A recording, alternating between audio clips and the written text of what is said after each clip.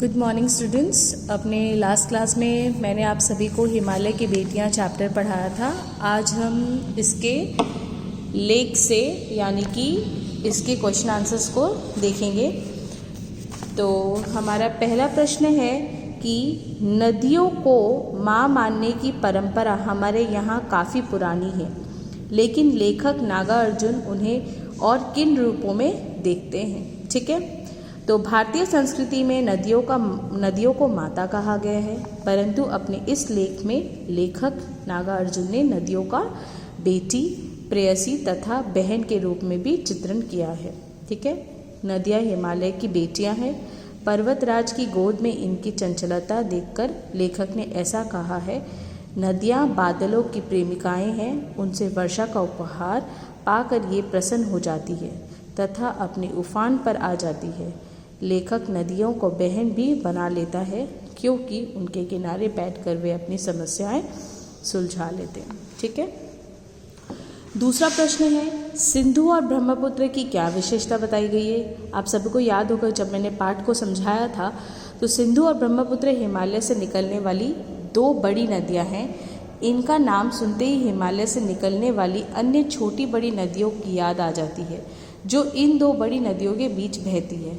लेखक बताता है कि सिंधु और ब्रह्मपुत्र का अपना कोई अस्तित्व नहीं है, ये तो बस दयालु हिमालय के पिघले हुए दिल की बूंदें हैं। कहने का अर्थ यह है कि हिमालय पर जमी बर्फ पिघलकर नदियों का रूप ले लेती है और ये महानद बनकर समुद्र तक पहुंच जाती है। ठीक है बच्चों, अब है हमारा तीसरा प्रश्न कि काका कालेकर ने नदियों को लोकमाता क्यों कहा है। तो आप सभी को पता है,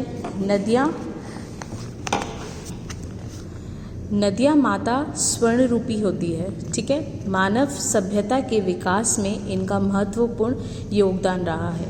मानव जीवन के लिए यह आवश्यक है, ये जीवनदायिनी है। नदियों के किनारे ही मानव ने अपनी पहली बस्ती बसाई और खेती करना शुरू किया। नदियों के जल ने सिंचाई तथा भूमि की उर्वरा शक्ति बढ़ाने में महत्वपूर्ण योगदान दिया। आधुनिक युग में पनबिजली परियोजना नदियों पर ही निर्भर है। इतना ही नहीं, सदियों से नदियों, गांव और शहरों की गंदगी भी अपने साथ बहकर ले जाती रही है, फिर भी ये हमारे लिए कल्याणकारी है।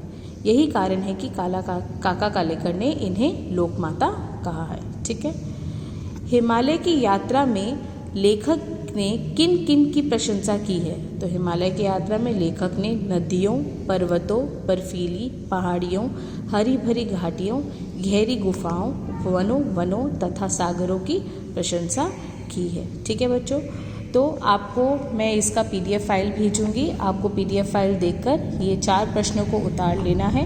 अपने नेक्स्ट क्लास में मैं लेख से आगे और अनुमान और कल्पना के बारे में डिस्कस करूंगी। आज के लिए यही। Thank you.